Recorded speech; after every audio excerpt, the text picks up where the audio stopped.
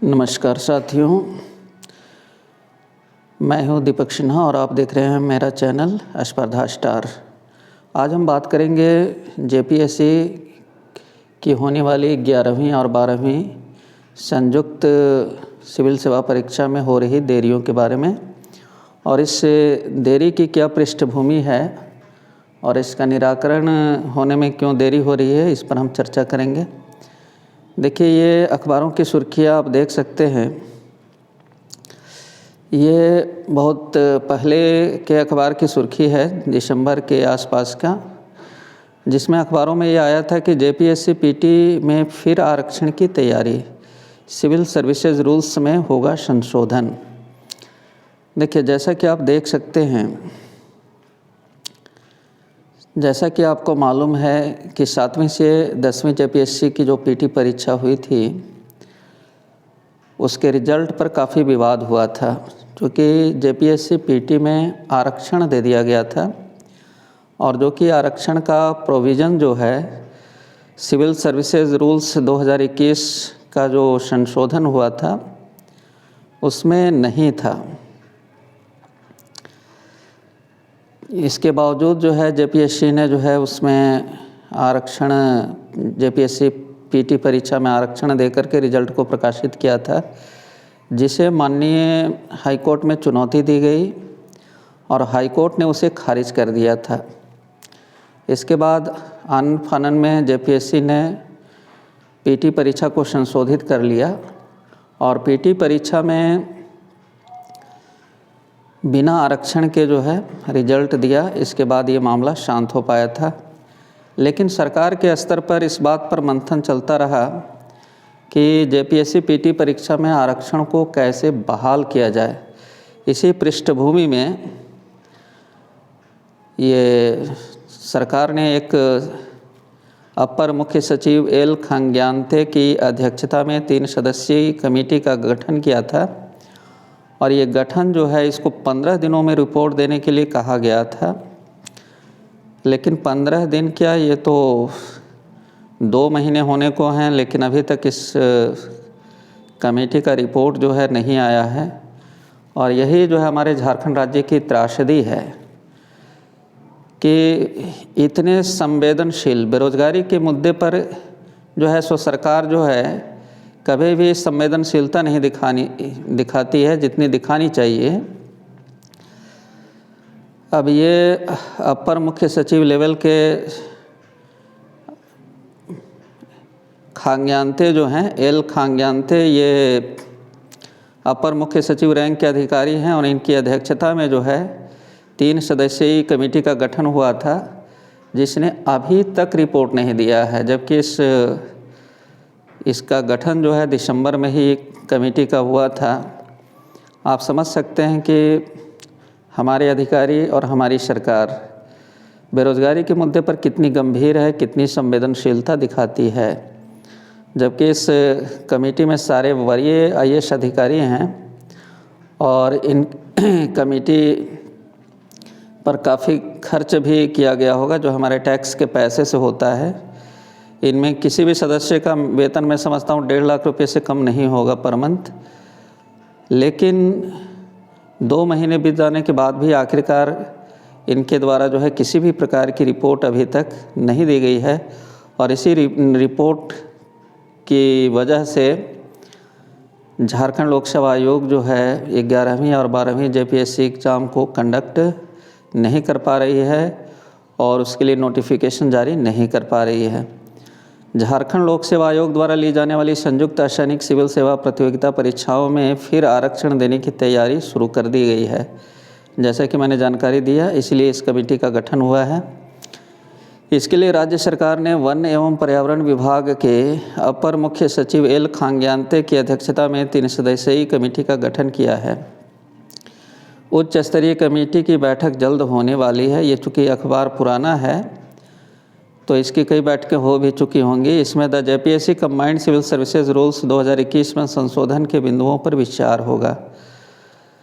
देखिए, सिविल सेवा रूल्स जो 2021 है उसमें अमेंडमेंट के लिए इस कमेटी का गठन किया गया था। खास करके जेपीएससी पीटी में जो है आरक्षण को कैसे बहाल किया जाए, इस संदर्भ में विचार के लिए इस कमेटी का गठन हुआ है। मालूम हो कि झारखंड हाईकोर्ट ने 7वीं से 10वीं जेपीएससी पीटी परीक्षा में दिए गए आरक्षण को नकारते हुए नए सिरे से रिजल्ट तैयार करने का निर्देश दिया था। इसके बाद जेपीएससी को पीटी रिजल्ट जो है संशोधित करना पड़ा था। तो इसी पृष्ठभूमि में इसका गठन हुआ है ना। देखिए, हम देखते हैं कि जेपीएससी ने एग्जामिनेशन रूल्स में संशोधन का दिया था प्रस्ताव। देखिए, जेपीएससी की ओर से ऐसा इनिशिएशन जो है, इस तरह की पहल की गई कि 7वीं से 10वीं जेपीएससी पीटी में जनरल सीटों का 15 गुना रिजल्ट प्रकाशित हुआ था। इसमें रिजर्व श्रेणी के अधिक छात्र जनरल श्रेणी में सफल हो गए थे। देखिए, विवाद यहीं से उत्पन्न हुआ था। देखिए, रूल्स में कहीं प्रावधान नहीं था, है ना। उसमें सीधा था कि जनरल कैटेगरी की जितनी सीट होगी उसका 15 गुना जो है रिजल्ट देना है। अब जेपीएससी ने अपनी तरफ से क्या किया था, हालांकि यहाँ पर जेपीएससी की भी गलती है। जब एक बार नियमावली उसे दे दिया गया तो नियमावली के अनुसार ही उसे रिजल्ट निकालना था। तो जेपीएससी इस मुद्दे पर जो है ये हाई कोर्ट में जेपीएससी को पटकनी दी गई और जेपीएससी ने जो है फिर यू टर्न लेते हुए रिजल्ट निकाला था। इसमें रिजर्व श्रेणी के अधिक छात्र जनरल श्रेणी में सफल हो गए थे। अब जैसे प्रावधान नहीं था, लेकिन प्रावधान के उलट जो है उसने ऐसा किया था, है ना। और जनरल सीट में जो है आधे से अधिक जो है रिजर्व श्रेणी के लोग आ गए थे। वहीं रिजर्व कैटेगरी के पीटी का 15 गुना तक रिजल्ट जारी करने के क्रम में 20 गुना तक सफल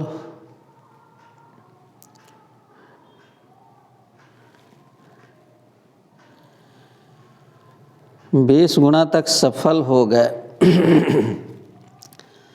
अब देखिए, जब रिजर्व कैटेगरी का पीटी का रिजल्ट दिया गया तो 15 गुना की जगह 20 गुना रिजल्ट जो है ये दिया गया था जेपीएससी के द्वारा। इससे प्रभावित अभ्यर्थियों ने रिजल्ट को झारखंड हाईकोर्ट में चुनौती दी।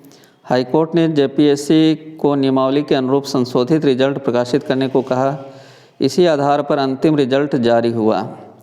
इसी बीच सरकार के स्तर पर रिजर्व श्रेणी के अभ्यर्थियों को अनारक्षित श्रेणी में स्थान दिलाने की कोशिश जारी रही। इसके लिए जेपीएससी के पूर्व अध्यक्ष ने एग्जामिनेशन रूल में संशोधन का प्रस्ताव दिया था। सरकार ने खंडेलवाल कमेटी को प्रस्ताव पर विचार करने का निर्देश दिया था। देखिए, सरकार ने इसके पहले भी एक कमेटी बनाई हुई थी इसके लिए, खंडेलवाल कमेटी, पर कमेटी ने रूल्स को सही ठहराते हुए जेपीएससी का प्रस्ताव खारिज कर दिया था। देखिए, तो इसकी पृष्ठभूमि यही है कि खंडेलवाल कमेटी जो है इसको सही ठहरा दिया, है ना। उसने अन्य राज्यों की जो है पीसीएस परीक्षा के रूल्स का अध्ययन किया होगा और उसके आधार पर इसको खारिज कर दिया। तब अब नई कमेटी को सरकार ने संशोधन का जिम्मा दिया है। अब नई कमेटी कितनी निष्क्रिय है कि उसको 15 दिनों का समय दिया गया था और आज 2 महीने होने को हैं, लेकिन अभी तक इस आशय का किसी भी प्रकार का रिपोर्ट सरकार को नहीं दिया गया है। तो देखिए, इसकी पृष्ठभूमि यही थी कि जेपीएससी ने जो पीटी 7th से 10th जेपीएससी का जो रिजल्ट पीटी का प्रकाशित हुआ, उसमें रूल्स के मुताबिक जो है जनरल सीटों का 15 गुना रिजल्ट देना था। लेकिन जेपीएससी ने अपनी ओर से क्या किया कि रूल्स का उल्लंघन करते हुए जनरल सीट में आरक्षण दे दिया, है ना। और आरक्षण देने की वजह से जो है ये आधे से अधिक जनरल सीट में जो आधे से अधिक अभ्यर्थी थे वो रिजर्व कैटेगरी के आ गए। अब जब इसको हाईकोर्ट में चुनौती दी गई तो वहाँ से उसको हटाना पड़ा। तो जो रिजर्व कैटेगरी था उसमें जो रिजल्ट जो है वो 20 गुना तक बढ़ गया। तो ये सब पेचीदगियाँ जो है सो हो रही थी और इसी के आलोक में ये सरकार ने सोचा कि पीटी परीक्षा में जैसे पूर्व में आरक्षण था, उस आरक्षण को कैसे बहाल किया जाए। तो बहाल करने के लिए सरकार की मंशा तो अच्छी थी और ये संवैधानिक भी है कि 50% जो अनारक्षित सीटें होती हैं तो उस पर रिजर्व कैटेगरी के लोग भी लिए जाते हैं जो मेरिट में अपना स्थान बनाते हैं। तो इसके लिए खंडेलवाल कमेटी का गठन हुआ था, लेकिन खंडेलवाल कमेटी ने यूपीएससी एवं अन्य एग्ज़ाम जो पीसीएस स्तर के होते हैं उसका अध्ययन किया होगा और सभी जगह इस नियम को पाया होगा, इसलिए इसको खारिज कर दिया था और इसी का आलोक में नई कमेटी का गठन हुआ है ना। लेकिन नई कमेटी जो है वो अभी तक इस आशय का जो है किस रिपोर्ट जो है नहीं दे पाई है सरकार को। देखिए, यही सरकार की वो अधिसूचना है, नोटिफिकेशन है, the Jharkhand combined civil services exam rules 2021 में कतिपय संशोधन संबंधी, है ना। देखिए, श्री एल खिंग्यांते जो अपर मुख्य सचिव हैं वन पर्यावरण एवं जलवायु परिवर्तन विभाग के, ये अध्यक्ष हैं इस कमेटी के। अजय कुमार सिंह जो प्रधान सचिव हैं वित्त विभाग के, इनको सदस्य बनाया गया था। श्री वंदना दादेल जो प्रिंसिपल सेक्रेटरी हैं कार्मिक प्रशासनिक सुधार तथा राजभाषा विभाग के, इनको भी सदस्य बनाया गया है। सभी जो सदस्य हैं वो आईएएस अधिकारी हैं और वरीय आईएएस अधिकारी हैं। इसके बावजूद जो है ऊपर देखिए नीचे ये मैंने रेखांकित कर दिया है कि उपर्युक्त उच्च स्तरीय समिति द्वारा संबंधित मामले में 15 दिनों के अंदर अनुशंसा दी जाएगी, है ना। लेकिन अभी तक ये अनुशंसा नहीं हुई है। ये संवेदनशीलता आप देख सकते हैं वरीय आईएएस अधिकारियों का, और सरकार की मंशा तो सही है लेकिन इस रिजल्ट जो है वो 0 है। 28 दिसंबर 2022 को ये लेटर जारी हुआ है और 2 महीने होने को हैं, लेकिन इस कमेटी का कोई रिपोर्ट नहीं है। तो हमको लगता है कि ये रिपोर्ट जो है फरवरी के अंत तक आना चाहिए और हो सकता है कि अन्य डायमेंशन पर भी, अन्य पहलुओं पर भी ये कमेटी विचार कर रही होगी। जैसे मुख्य परीक्षा में जो सेकंड पेपर है, ऑप्शनल पेपर है, उस ऑप्शनल पेपर में रीजनल लैंग्वेज आते हैं और ये 150 अंक का होता है। तो इसमें अलग अलग जो भाषाएं हैं, कभी खोरठा जो है सो बुस्टअप हो जाता है, कभी अन्य भाषाएं जो हैं संथाली हैं, पंच परगनिया हैं, नागपुरी है। तो ये सब भाषाएं जो है अलग अलग भाषाएं हैं जो कि है ना, कुड़ुक है। तो ये बुस्टअप, अन्य अन्य भाषाएं जो है बुस्टअप हो जाती हैं और उससे रिजल्ट जो है बहुत प्रभावित होता है।